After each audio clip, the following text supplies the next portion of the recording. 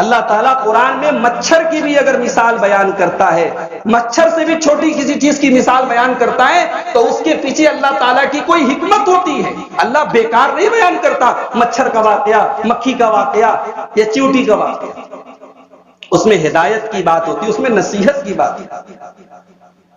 تو سلیمان علیہ السلام اور چیونٹی کا واقعہ اگر اللہ نے بیان کیا ہے تو ضرور اس کے اندر ہمارے لیے بڑی حکمت کی باتیں، بڑی نصیحت۔ الحمدللہ نحمده ونستعینه ونستغفره ونعوذ بالله من شرور انفسنا ومن سیئات اعمالنا، من يهده الله فلا مضل له ومن يضلل فلا هادي له،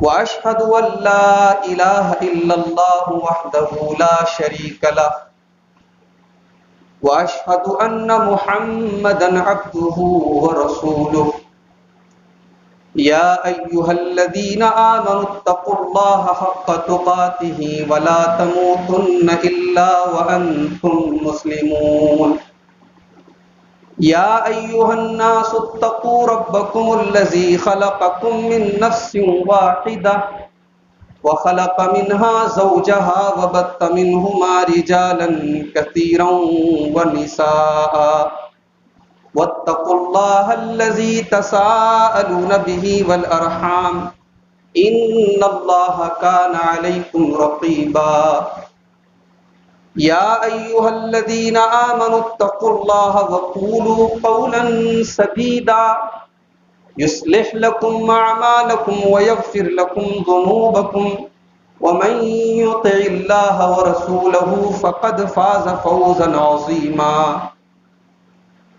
أما بعد فإن خير الحديث كتاب الله، وخير الهدي هدي محمد صلى الله عليه وسلم، وشر الأمور محدثاتها وكل محدثة بدعة وكل بدعة ضلالة وكل ضلالة في النار۔ أعوذ بالله من الشيطان الرجيم، بسم الله الرحمن الرحيم۔ وَحُشِرَ لِسُلَيْمَانَ جُنُودُهُ مِنَ الْجِنِّ وَالْإِنسِ وَالطَّيْرِ فَهُمْ يُوزَعُونَ حَتَّى إِذَا أَتَوْا عَلَى وَادِ النَّمْلِ قَالَتْ نَمْلَةٌ يَا أَيُّهَا النَّمْلُ ادْخُلُوا مَسَاكِنَكُمْ لَا يَحْطِمَنَّكُمْ سُلَيْمَانُ وَجُنُودُهُ وَهُمْ لَا يَشْعُرُونَ۔ حاضرین جمعہ، قرآن حکیم میں اللہ تبارک و تعالی نے مختلف نبیوں کے واقعات بیان کیے۔ نبیوں کے ان واقعات میں بڑی عبرتیں ہیں، بڑی نصیحتیں ہیں۔ اللہ تعالیٰ کے ان نبیوں میں ایک نبی ہیں حضرت سلیمان علیہ الصلوۃ والسلام۔ یہ حضرت داؤد کے بیٹے تھے، بڑے عظیم اور بڑے جلیل القدر نبی ہیں یہ دونوں باپ بیٹے۔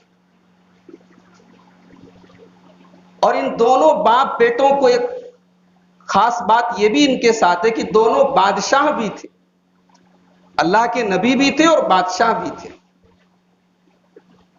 عام طور سے یہ سمجھا جاتا ہے کہ اسلام میں بادشاہت بڑی خراب چیز ہے، اور بادشاہ کا جو کیریکٹر ہے وہ بڑا نیگیٹو کیریکٹر مانا جاتا ہے ہمارے سماج میں، حالانکہ حقیقت ایسی نہیں ہے۔ بادشاہت اسلام میں غلط نہیں ہے۔ اگر بادشاہ صحیح ہے، نیک ہے، اللہ سے ڈرنے والا ہے، عدل و انصاف کرنے والا ہے تو بادشاہت کوئی خراب چیز نہیں ہے۔ اللہ تعالیٰ نے قرآن میں ایک دعا سکھائی ہمیں، قُلِ اللَّهُمَّ مَالِكَ الْمُلْكِ، اے اللہ تو بادشاہت کا مالک ہے، تُؤْتِي الْمُلْكَ مَن تَشَاءُ، تو جسے چاہتا ہے بادشاہت دیتا ہے، وَتَنزِعُ الْمُلْكَ مِمَّن تَشَاءُ، اور جس سے چاہتا ہے بادشاہت چھین لیتا ہے۔ یہ دعا ہم اللہ تعالیٰ سے مانگتے ہیں۔ بادشاہت اگر کوئی خراب چیز ہوتی تو اللہ اپنے دو پیغمبروں کو بادشاہ نہ بناتا، داؤد بھی بادشاہ، سلیمان بھی بادشاہ۔ داؤد علیہ الصلوۃ والسلام، اللہ نے ان کے لیے لوہے کو نرم کیا تھا۔ لوہا ایک بڑی ہارڈ اور بڑی سخت چیز ہے، حضرت داؤد کے لیے وہ موم بن گیا، وہ جیسے چاہتے تھے ڈھال لیتے تھے۔ اور حضرت داؤد کو اللہ تعالیٰ نے بڑی خوبصورت آواز سے نوازا تھا۔ وہ جب تسبیح کرتے تھے، اللہ تعالیٰ کی تسبیح پڑھتے تھے اپنی خوبصورت آواز میں، تو قرآن کہتا ہے کہ پرندے اور پہاڑ بھی ان کے ساتھ اللہ کی تسبیح پڑھتے تھے۔ پھر اللہ تعالیٰ نے ان کو سلیمان نام کا ایک بیٹا دیا۔ اب حضرت سلیمان کو اللہ تعالیٰ نے کچھ ایسی خوبیوں سے نوازا کہ باپ سے بھی آگے نکل گئے۔ حضرت سلیمان نے اللہ سے ایک دعا کی تھی، کہا تھا کہ رب اغفر لی وہب لی ملک لا ينبغی لأحد من بعدی، اے اللہ مجھے بخش دے اور مجھے ایسی بادشاہت دے جو میرے بعد کسی کو نہ ملے، ایسا بادشاہ بنا دے کہ پھر دنیا میں ایسا کوئی بادشاہ نہ ہو، ایسی چیزیں مجھے دے۔ تو اللہ نے سلیمان کو کیا کیا دیا؟ سورہ سبا کے اندر اللہ تعالیٰ نے ڈیٹیل سے بتایا ہے کہ سلیمان علیہ السلام کو کیا کیا دیا گیا۔ وَلِسُلَيْمَانَ الرِّيحَ غُدُوُّهَا شَهْرٌ وَرَوَاحُهَا شَهْرٌ، سلیمان کے لیے ہم نے ہوا کو کنٹرول کر دیا، ہوا ان کے قابو میں تھی۔ ایک مہینے کا سفر وہ صبح سے دوپہر تک طے کر لیتے تھے اپنے تخت کے اوپر چڑھ کر، ایک مہینے کا سفر وہ دوپہر سے شام تک طے کر لیتے تھے اپنے تخت سلیمانی کے اوپر چڑھ کر۔ وَمِنَ الْجِنِّ مَن يَعْمَلُ بَيْنَ يَدَيْهِ، اور اللہ تبارک و تعالیٰ نے جنات کو ان کے قابو میں کر دیا۔ بڑے بڑے جنات، قوی ہیکل جنات حضرت سلیمان کے لیبر تھے، ان کے حکم سے گھر بناتے تھے، ان کے حکم سے عمارتیں بناتے تھے۔ وَمَن يَزِغْ مِنْهُمْ عَنْ أَمْرِنَا نُذِقْهُ مِنْ عَذَابِ السَّعِيرِ، مجال نہیں تھی کسی جن کی، جنات میں سے کسی کی مجال نہیں تھی کہ سلیمان علیہ السلام کے حکم سے نافرمانی کر سکے ان کی۔ اگر وہ نافرمانی کرتا تو اللہ کہتا ہم اسے آگ کی سزا دے دیتے، آگ کا عذاب دے دیتے۔ تو یہ جنات کیا کیا کرتے تھے؟ اللہ کہتا ہے یعملون لہ ما یشاء من محاریب وتماثیل وجفان کالجواب، یہ جنات بڑے بڑے محل بناتے تھے حضرت سلیمان کے، بڑے بڑے قلعے بناتے تھے، اور کیا بناتے تھے؟ وتماثیل، تصویریں بناتے تھے، یا یہ کہہ لیجئے مجسمے بناتے تھے، اسٹیچو بناتے تھے۔ بہت سارے علماء نے لکھا کہ حضرت سلیمان علیہ السلام غیر جاندار چیزوں کی تصویریں بنواتے تھے، پیڑ کی تصویر بناتے تھے، سورج کی تصویر بناتے تھے، زمین کی بنواتے تھے، مگر اس کی کوئی دلیل نہیں ہے قرآن و سنت سے۔ ہو سکتا ہے وہ جاندار کی تصویر بھی بناتے رہے، ان کی شریعت میں جاندار کی تصویر بنانا حلال تھا، جائز تھا، ہماری شریعت میں حرام ہے۔ یوسف علیہ السلام کے دور میں تعظیم کے طور پہ کسی کے آگے سجدہ کرنا جائز تھا، ہماری شریعت میں حرام ہے۔ اس میں کنفیوژن کی کیا بات ہے بھئی؟ ہماری شریعت آخری شریعت ہے، بہت ساری چیزیں پچھلی شریعتوں میں جائز تھی، ہماری شریعت میں جائز نہیں ہے۔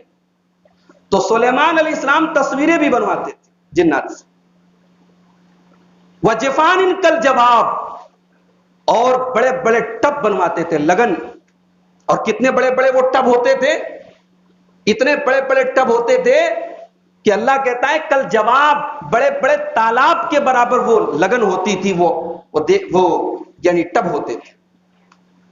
وہ قدور الراسیات، اور بڑی بڑی دیگیں ہوتی تھی۔ ہمارے یہاں کی ایک دیگ جو ہے بھائی اس میں کتنے لوگ کا کھانا بنتا ہے؟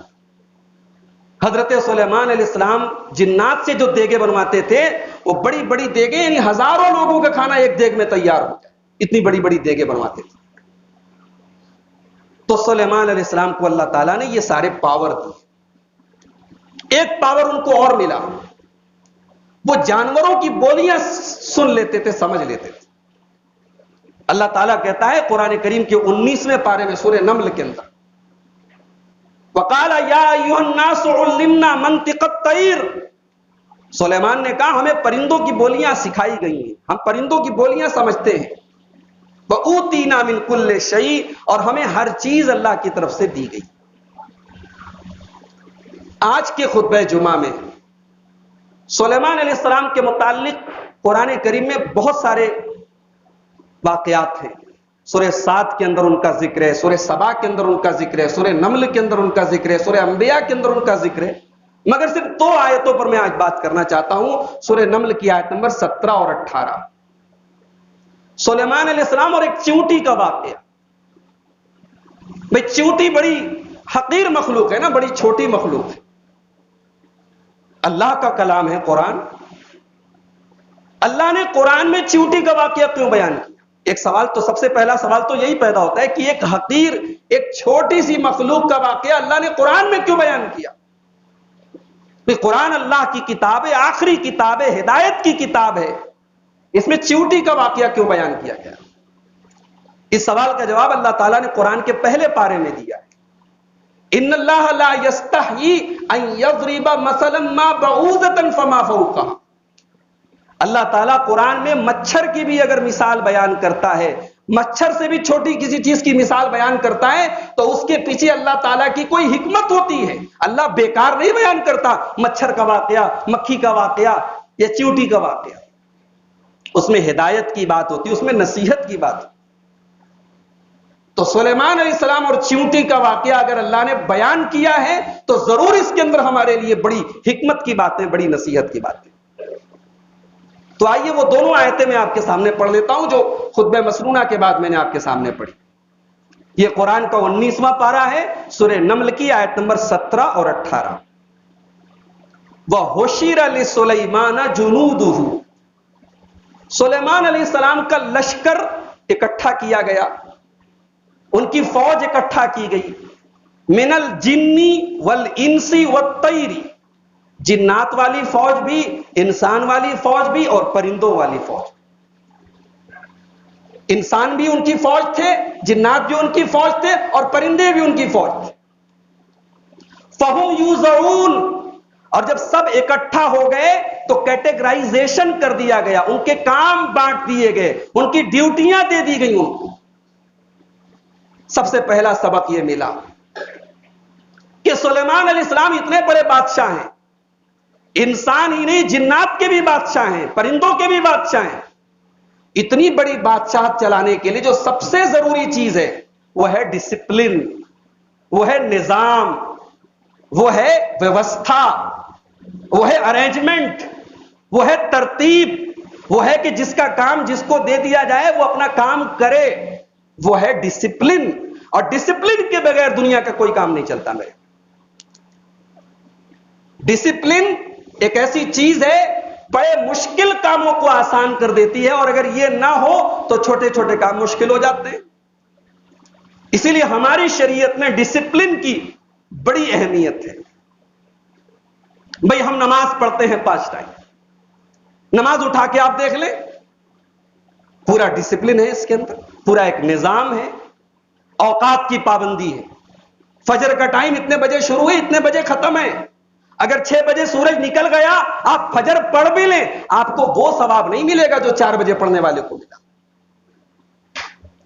عصر کا ٹائم ہر چیز کا سایہ اس کے برابر ہو جائے، 3:30 بجے، 3:45 بجے عصر کا ٹائم ہو گیا، آپ اٹھ کر کے 5 بجے پڑھیں، ٹائم نکل گیا، آپ نے نماز پڑھی مگر آپ کی نماز شریعت کی ٹرم میں قضا نماز مانی گئی. سسٹم ہے، نظام ہے. روزہ رکھتے ہیں ہم، افطار کا ایک ٹائم بنا ہوا ہے، سحری کا ایک ٹائم ہے. افطار کے ٹائم کے پہلے آپ افطار نہیں کر سکتے، سحری کے ٹائم کے بعد آپ کچھ کھا نہیں سکتے. نماز میں صف لگ رہی ہے، صف میں بھی ڈسپلن ہونا چاہیے، کوئی آگے کوئی پیچھے. ہمارے یہاں ماشاءاللہ صفیں لگتی ہیں، لوگ کنکھی انگلی ملاتے. بھائی یہ کون سی حدیث میں آ گیا کہ کنکھی انگلی ملائی جائے؟ کوئی اتنا لمبا پیر پھیلا لیتا ہے، کوئی بالکل سمٹ کے کھڑا ہو جاتا ہے. یہ سب بےہودگی ہے، یہ ڈسپلن کے خلاف ہے، یہ نظام کے خلاف ہے. سب میں آپ اتنی جگہ لے کر کے کھڑے ہوں جو آپ کی باڈی اور آپ کے اسٹرکچر، آپ کے بدن کی جو سائز ہے، آپ اتنی جگہ. زیادہ پیر پھیلانا، معاف کیجئے، ہماری جماعت کو بہت سارے لوگ بدنام کر دیے، اہل حدیث لوگ بڑا پاؤں پھیلاتے. ہم زیادہ پاؤں نہیں پھیلاتے، جو زیادہ پاؤں پھیلاتا ہے وہ سنت کے خلاف کرتا ہے. کم پھیلانا بھی غلط، زیادہ پھیلانا بھی غلط. صفیں بھی برابر ہوں، سیدھی ہوں، لیول کے برابر. تو اسلام سب سے زیادہ ڈسپلن والا دین ہے میرے بھائی. ہمارا رب، ہمارا پروردگار، اس نے یہ کائنات ڈسپلن کے ساتھ پیدا کی. سورج کی مجال نہیں. اگر سورج کو اللہ نے حکم دیا ہے کہ وہ 6:40 پر آج غروب ہونے والا ہے، سورج کی مجال نہیں. للشمس ينبغي لها ان تدرك القمر ولا الليل سابق النهار، اللہ نے سورہ یاسین کے اندر کہا. سورج کی مجال نہیں ہے وہ اپنے ٹائم سے آگے پیچھے نکل جائے. چاند کی مجال نہیں وہ اپنے ٹائم سے آگے پیچھے نکل جائے. ہواؤں کی مجال نہیں وہ اپنے اللہ کے حکم کے بغیر چل جائیں. یہ کائنات ڈسپلن پر چل رہی ہے، اور ہم اور آپ ڈسپلن والے دین کے ماننے والے. میدان جہاد میں، میدان جنگ میں بھی ہماری شریعت کہتے ہیں ڈسپلن ہونا چاہیے.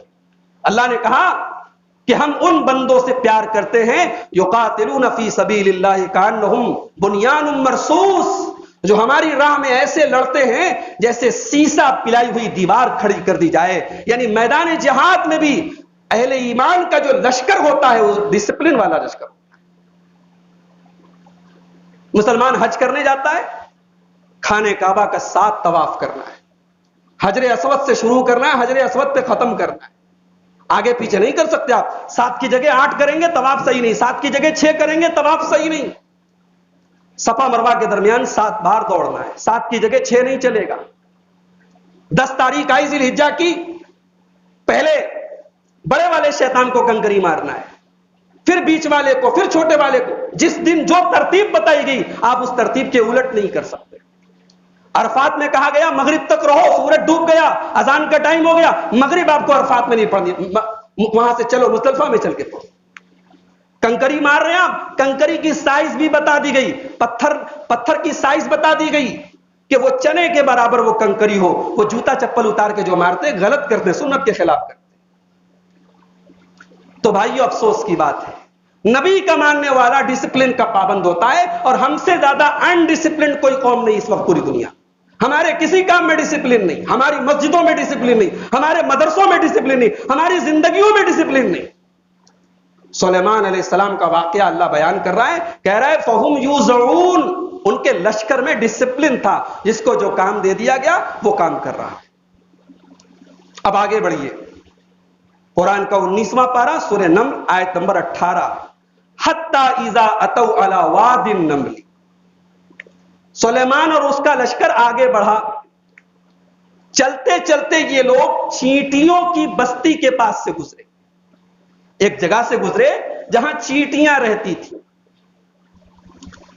جب یہ چیونٹیوں کی بستی کے پاس سے گزرے، قالت نملۃ، تو ایک چیونٹی نے کہا ایھا النمل یا ایھا النمل ادخلوا مساکنکم، اے چیونٹیوں اپنے اپنے گھروں میں داخل ہو جاؤ. لا یحطمنکم سلیمان وجنودہ، کہیں ایسا نہ ہو کہ سلیمان اور اس کا لشکر تمہیں پیس ڈالے، تمہیں ختم کر ڈالے. وہم لا یشعرون، اور انہیں احساس. یہی آیت ہے سورہ نمل کی آیت نمبر 18، اسی پر بات کرنی ہے. سلیمان علیہ السلام چیٹیوں کے پاس سے گزرے تو ایک چیٹی نے کہا.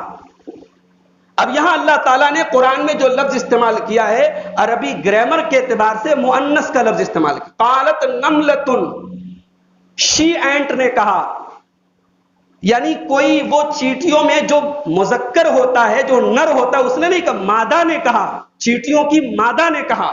اور آج جدید سائنس کی تحقیق نے بھی بتا دیا کہ چیٹیوں میں جو چیٹیوں کی کوئین ہوتی ہے، جو رانی ہوتی ہے، وہ شی اینٹ ہوتی ہے، وہ مادہ ہوتی ہے. نر ان کا راجا نہیں ہوتا ہے، مادہ ان کی رانی ہوتی ہے. تو چیٹی نے کہا، ان کی رانی نے کہا، کیا کہا؟ اے چیٹیوں اپنے گھروں میں داخل ہو جاؤ. ایک لیڈر، ایک قائد، ایک قوم کی رہنمائی کرنے والے کی کوالٹی معلوم. اسے اپنی فکر نہ ہو، اسے اپنی قوم کی فکر ہو، اسے اپنی رعایا کی فکر ہو، اسے ان لوگوں کی فکر ہو جن کا وہ ذمہ دار ہے. وہ علامہ اقبال نے کہا ہے نا، نگاہ بلند سخن دل نواز جاں پرسوز، یہی ہے رخت سفر میر کارواں کے. جو میر کارواں ہو، جو قافلے کا سپہ سالار ہو، اس کی نگاہ بلند ہونی چاہیے. ابھی سلیمان کا لشکر دور ہے، لیکن چیٹیوں کی رانی پہلے سے اپنی قوم کو متنبہ کر رہی ہے. بھئی دیکھو سلیمان آنے والے ہیں، کہیں ہم کو روت نہ دیں.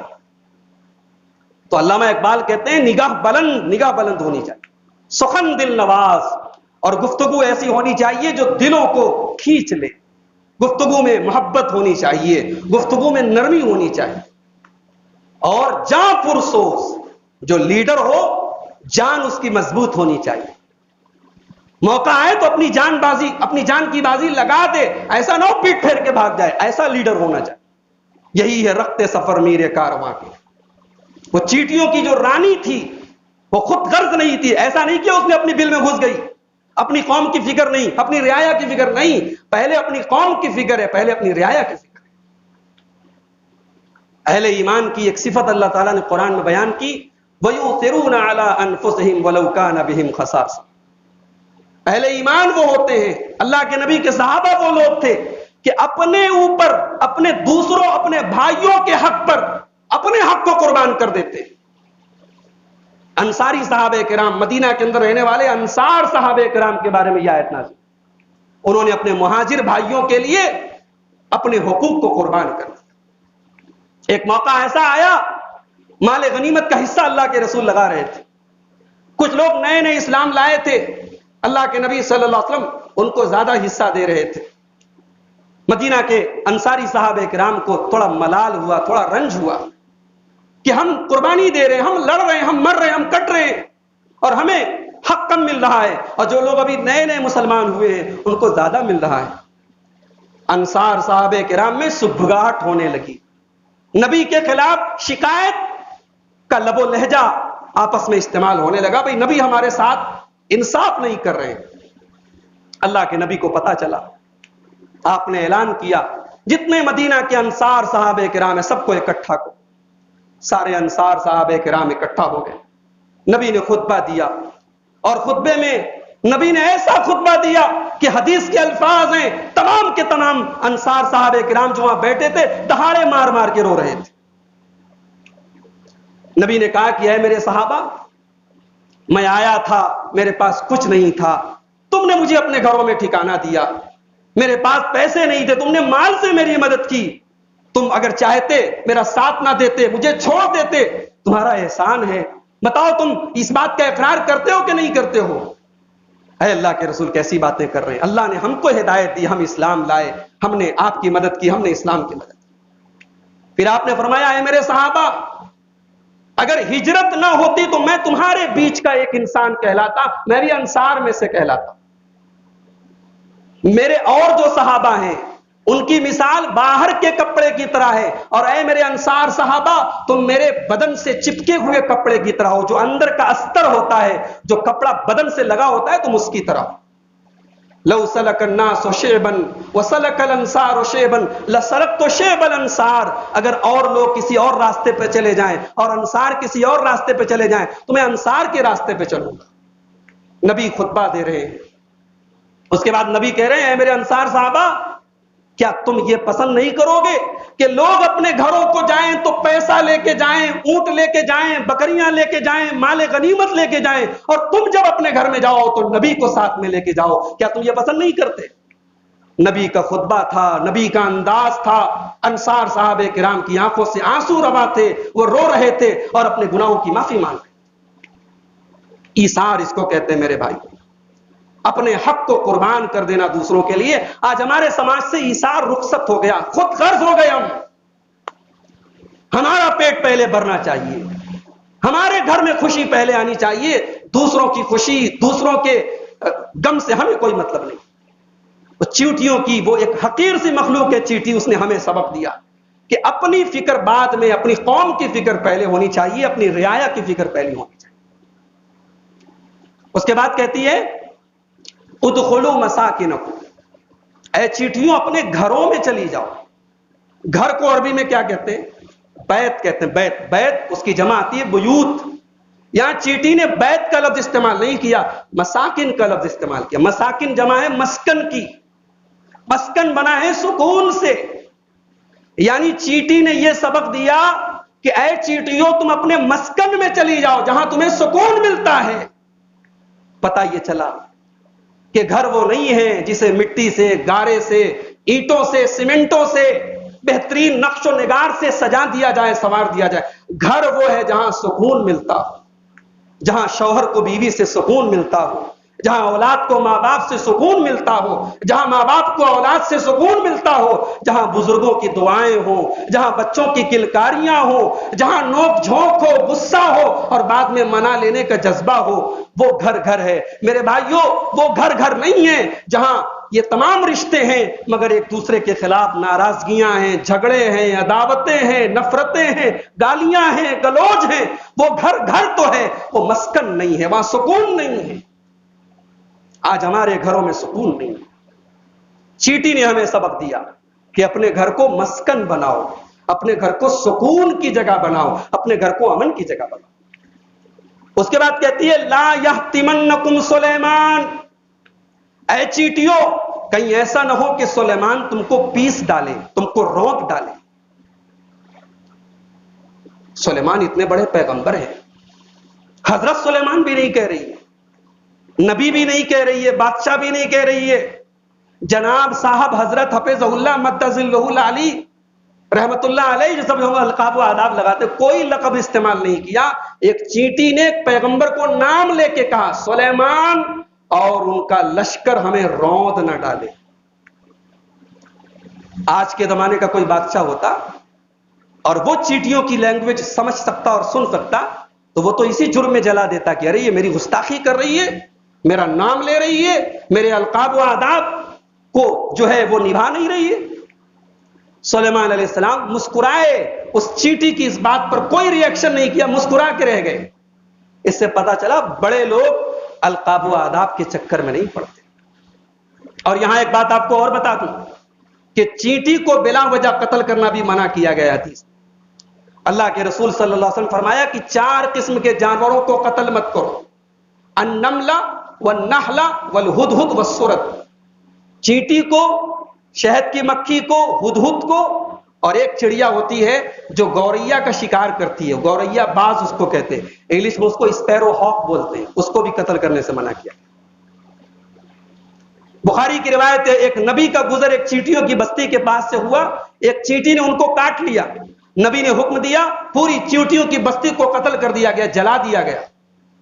تو اللہ تعالیٰ نے اپنے اس نبی کو وحی کی کہ تجھے ایک چیٹی نے کاٹا اور تو نے پوری ایک امت کو تباہ کر دیا جو اللہ کی تسبیح بیان کرتی ہے۔ احرقت امتا من الامم تسبح اللہ، تم نے ایک امت کو جلوا دیا جو اللہ کی تسبیح بیان کرتی ہے۔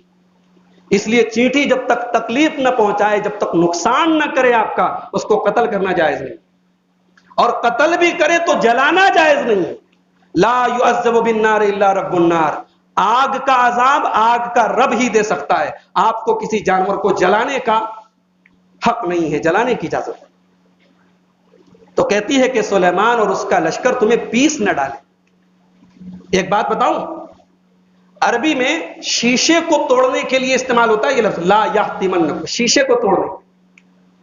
سائنس کہتی ہے کہ چیٹی کے جو اوپر کا جو اسٹرکچر ہوتا ہے وہ بڑا مضبوط ہوتا ہے، اس میں بہت سارے ایسے پارٹس ہوتے ہیں جو بڑے مضبوط ہوتے ہیں، وہ شیشے کے جیسے مضبوط ہوتے ہیں، شیشے کے اجزاء ان کے اندر پائے جاتے ہیں۔ تو اللہ تعالیٰ نے یحتمنکم کا لفظ استعمال کیا۔ چیٹی نے کہا کہ سلیمان اور اس کا لشکر تمہیں پیس نہ ڈالے، وہم لا یشعرون، اس حال میں کہ انہیں احساس نہ ہو، یعنی جان بوجھ کر کے سلیمان ہمیں نہیں پیس سکتے۔ سلیمان کو پتا چل جائے کہ میرے پیر کے نیچے چیٹی آ رہی ہے، سلیمان جان بوجھ کر کے ہمیں نہیں رو دیں گے، نادانی میں نہ سمجھی میں وہ ہمیں روک سکتے، جان بوجھ کر کے نہیں رو دیں گے۔ ایک نقطہ یہ ملا کہ ایک نبی اور نبی کے ماننے والے ایک چیٹی پر بھی ظلم نہیں کر سکتے، نبی کی شریعت پر چلنے والا ایک چیٹی پر ظلم نہیں کر سکتا۔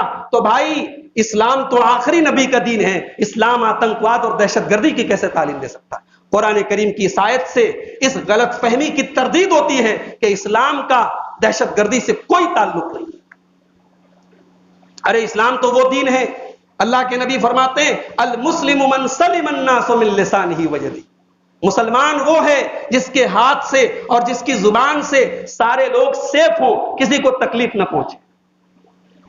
مسلمان اسلام وہ دین ہے کہ میدان جنگ میں بھی اسلام نے تعلیم دی ہے کہ یہ مت کرو. اللہ کے نبی کہتے ہیں، صحیح بخاری کی روایت ہے، اغزو، میدان جنگ میں جب جاؤ جنگ کرو، ولا تغلو، لیکن میدان جنگ میں کسی کے ساتھ بے ایمانی مت کرو، خیانت مت کرو، ولا تغدرو، کسی کے ساتھ غداری مت کرو، ولا تمثلو، کسی کی لاش کی بے حرمتی مت کرو، ناک کان مت کاٹو، ولا تقتلوا ولیدا، کسی بچے کو قتل مت کرو، کسی بوڑھے کو قتل مت کرو، کسی پادری کو، کسی عبادت کرنے والے کو اس کی عبادت سے مت روکو. یہ میدان جنگ میں یہ تعلیم دی گئی. تو میرے بھائیوں، سلیمان علیہ السلام جان بوجھ کر کے ہمیں قتل نہیں کر سکتے. اور ایک آخری سبق بیان کر کے بات ختم کر رہا ہوں. ابھی سلیمان آئے نہیں ہیں، ابھی سلیمان نے چیونٹیوں کو روندا نہیں ہے، لیکن چیونٹی کیا کہہ رہی ہے؟ کہیں ایسا نہ ہو کہ سلیمان روند دے اور انہیں پتا نہ چلے، انہیں احساس نہ. اس میں نقطہ یہ ہے، سبق یہ ہے کہ کسی کی غلطی کا عذر تلاش کیا. ابھی سلیمان سے غلطی ہوئی نہیں ہے، چیٹی نے پہلے سے عذر تلاش کیا کہ اگر سلیمان ہمیں رودیں گے تو جان بوجھ کے نہیں رودیں گے. وَهُمْ لَا يَشْعُرُونَ، جان بوجھ کے وہ ایسا نہیں کر سکتے. آج ہمارے سماج کے آتے جھگڑے اسی بنیاد پر ہیں. فلاں نے ہمارے بارے میں یہ کہا ہوگا، فلاں نے ہمارے بارے میں یہ سوچا ہوگا، فلاں نے ہمارے بارے میں یہ سمجھا ہوگا. ارے بھائی، دوسروں کے خلاف بدگمانیاں نہ پالا کرو. آدھے جھگڑے تو بدگمانیوں کی بنیاد پر ہے. ارے اسلام تو یہ کہتا ہے کسی سے کوئی غلطی بھی ہو جائے تو عذر تلاش کر لو. سوچو شاید کوئی مجبوری رہی ہوگی، شاید کوئی عذر رہا ہوگا، اس کے لیے کوئی ایکسکیوز تلاش کر لو، کوئی عذر تلاش کر لو. جب تک یہ کلیئرلی پتہ نہ چل جائے کہ غلطی ہے، تب تک مجرم کو مجرم مت ٹھہراؤ. یہ شریعت کی تعلیم. اس چیٹی نے ہمیں اور آپ کو سبق دیا کہ ایک دوسرے کی غلطیوں کو تلاش مت کرو. غلطی ہو جائے تو عذر تلاش کرو، غلطی ہو جائے تو کوئی ایکسکیوز تلاش کرو، کوئی بہانہ تلاش کرو، اور مجرم کا جرم جب تک ثابت نہ ہو جائے مجرم کو مجرم قرار. چیٹی کی اس بات کو سن کر کے سلیمان علیہ السلام ہنس پڑے اور ایک بڑی پیاری سی دعا کی. انہوں نے کہا کہ اے میرے رب، مجھے توفیق دے. رب اوزعنی ان اشکر نعمتک التی انعمت علی. اے میرے رب، مجھے توفیق دے کہ جو نعمت تو نے مجھے دی ہے، یہ معمولی سا جانور ہے، چیٹی ہے، اس کی بولی کو میں سن رہا ہوں، میں سمجھ رہا ہوں. اے میرے رب، تو مجھے توفیق دے میں اس نعمت کا شکر ادا کروں. اور جو نعمت تو نے مجھے دی ہے وعلی والدی، اور جو میرے والدین کو دی ہے. علماء کہتے ہیں اپنے لیے جب بھی دعا کرو اپنے والدین کے لیے بھی دعا کرو. اپنے لیے جب دعا کرو کہ مجھے شکر کی توفیق دے، اپنے والدین کے لیے بھی دعا کرو کہ انہیں بھی شکر کی توفیق دے. ہو سکتا ہے وہ شکر کی دعا نہ کرتے ہو، تم ان کے لیے کر لو. سلیمان نے اس موقع پر اپنے لیے بھی دعا کی، اپنے والدین کے لیے بھی دعا کی. اس کے بعد کہتے ہیں وان اعمل صالحا ترضا، اور اے اللہ مجھے توفیق دے میں ایسا عمل کروں جس سے تو راضی ہو جائے. بھائی عمل سب لوگ کرتا ہے، مگر عمل وہ عمل ہے جس سے اللہ راضی ہو جائے. سلیمان کہتے ہیں اللہ مجھے ایسے عمل کی توفیق دے جس سے تو راضی ہو جائے. وادخلنی برحمتک فی عبادک الصالحین، اور اے اللہ اپنے رحم و کرم سے، اپنی رحمت سے اپنے نیک بندوں کے ساتھ مجھے جنت میں داخل فرما دے. تو یہ حضرت سلیمان اور چیونٹی کا واقعہ تھا جس کو میں نے آپ کے سامنے آج کے خطبہ جمعہ میں پیش کرنے کی کوشش کی ہے. رب العالمین سے دعا ہے الہ العالمین انبیاء کے واقعات سے ہم سب کو عبرت اور نصیحت حاصل کرنے کی توفیق عطا فرما. رب العالمین ہماری قوم کے اندر، ہمارے معاشرے کے اندر ڈسپلن اور نظم و نسق پیدا فرما. رب العالمین ہمارے اندر اپنا ڈر اور اپنا خوف پیدا فرما.